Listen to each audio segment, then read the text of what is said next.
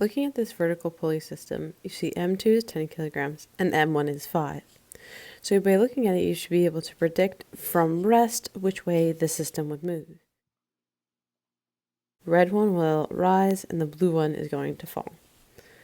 Let's go ahead and draw some free body diagrams. Alright, so both our systems are on Earth, so we can add the force of gravity on each one.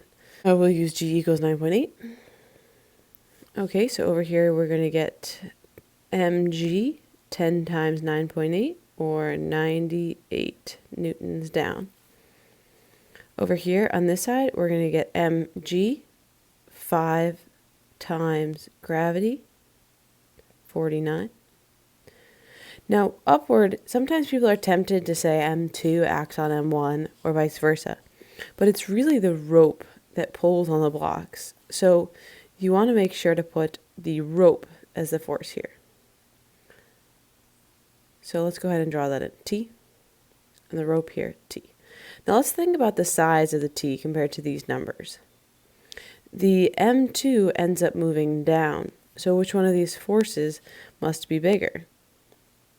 The 98, correct. So T must be less than 98 newtons. Now the M1 moves up, so our T must be greater than 49 newtons because we have upward acceleration. And we should make sure that this tension on the left side is the same size as the tension on the right side because it's all the same rope. So right now we know that our tension number is in between 49 and 98 and that it's the same on each block. So what now? Well, it seems like you have two free body diagrams. There's nothing more to draw. So when that point comes, you write out Newton's law for each block. So let's write out the net force on block M2 times the acceleration. We'll use the blue free body diagram to help us do that. So when you do this, write the winner minus the loser equals the mass that you're looking at times acceleration. So for our blue block, which is what we're doing here, the winner is 98 because it's dominating the direction of acceleration. A is down over here. So 98 minus T equals M2, 10, A. Okay, on the red side over here, we have sum of the forces equals M1A. And again, we're going to do winner minus loser. This is super important so that you have the direction of positive matching the direction of acceleration, which is up for the red block. So you'll have winner is tension now minus loser 49 equals the mass 5 and A. What's next? Next is math.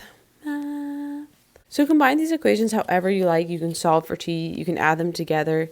Here's what I like to do. So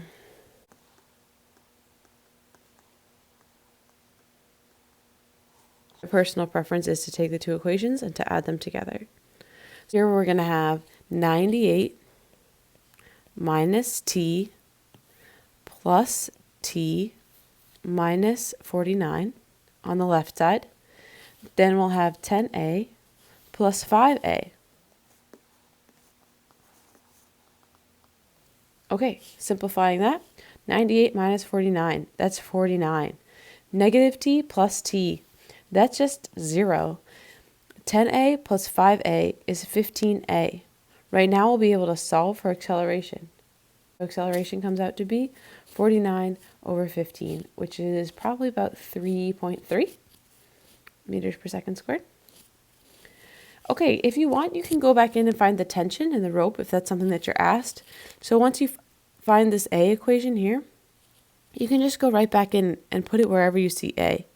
So let's just try it out. T minus 49, plugging in right here, equals 5 times A, 3.3.